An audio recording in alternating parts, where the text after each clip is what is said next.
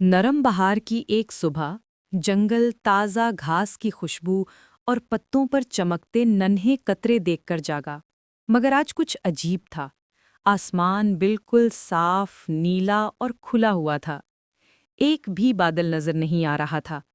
परिंदे हैरत से चहचहा रहे थे। फूल अपने सर आसमान की तरफ झुका रहे थे और रीछ अपनी ठोड़ी खुजलाकर आसमान की तरफ देख रहा था। बाग के करीब माशा एक छोटे से पानी के कैन के साथ बैठी थी जो तकरीबन खाली हो चुका था। रीछ, उसने आह भरते हुए कहा, फूल प्यासे हैं और मेरे पास पानी खत्म हो गया है। रीछ ने आसमान की तरफ इशारा किया, जैसे कह रहा हो, बारिश नहीं तो पानी नहीं। इतने में आसमान पर एक छोटा सा नर्म बादल नमूदार हुआ जो आहिस्ता आहिस्ता लड़खड़ाता हुआ चल रहा था, जैसे नींद से भोजल कोई तकिया हो। ओह, देखो रीछ, एक नन्हा बादल! माशा ने खुशी से चीखते हुए कहा। बादल रुक गया, जैसे शर्मा रहा हो। माशा ने हाथों को मुंह के पास रखकर पुकारा, हेलो छोटे बादल, क्या तुम थोड़ी बारिश कर सकते हो?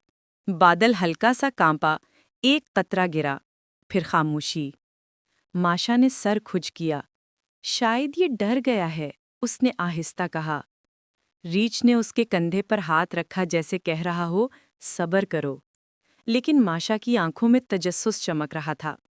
फिक्र मत करो नन्हे बादल, मैं तुम्हें दोबारा बारिश करना सिखाऊंगी, उसने फहर से कहा। बादल से हल्का सा फूह की आवाज निकली, जैसे वो शर्मा कर हंस रहा हो। सुबह का सूरज ऊपर चढ़ाया।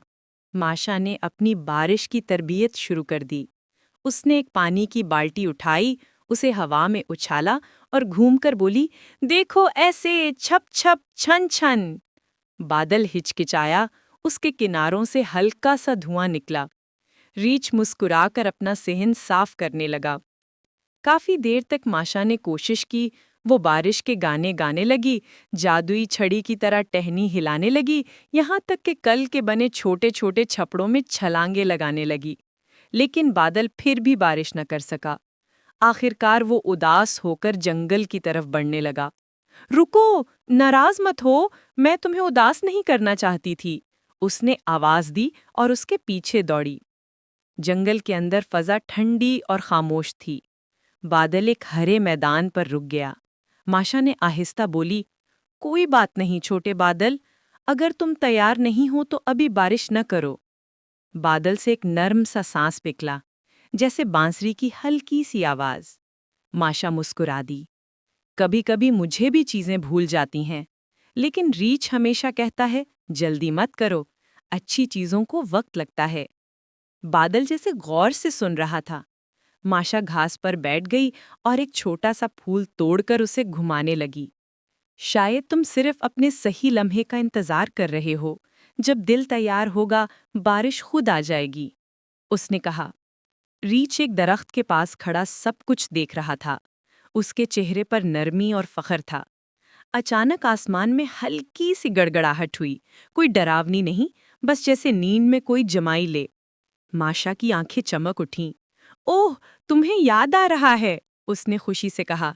बादल जरा बड़ा हुआ, उसके किनारे चांदी जैसे चमकने लगे। एक बूंद गिरी माशा की नाक पर, वो हंस पड़ी। देखा, तुम कर सकते हो।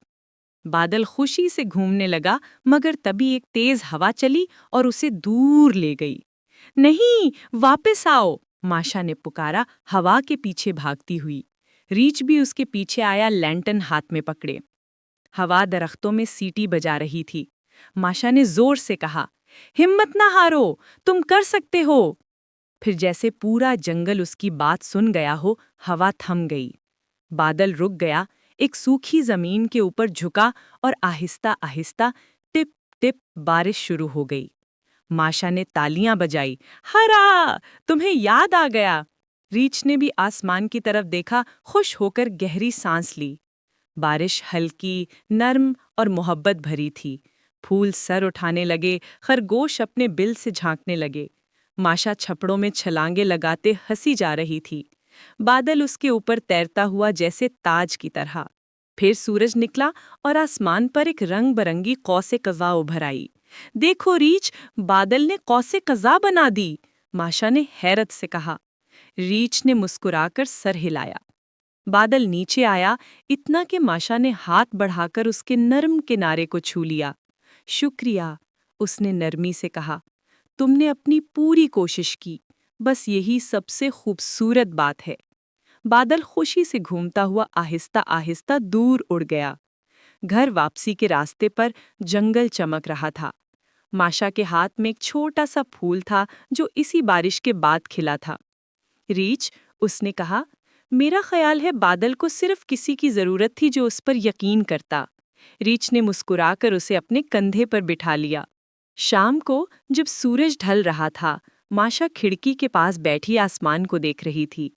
छोटे बादल नर्म रोशनी में तैर रहे थे। खुदा हाफिज नन्हे बादल, हमें मत भूलना, उसने कहा। बादल चमक कर जैसे जवाब दे गए। रीछ, माशा ने आहिस्ता कहा, आज मैंने एक बात सीखी।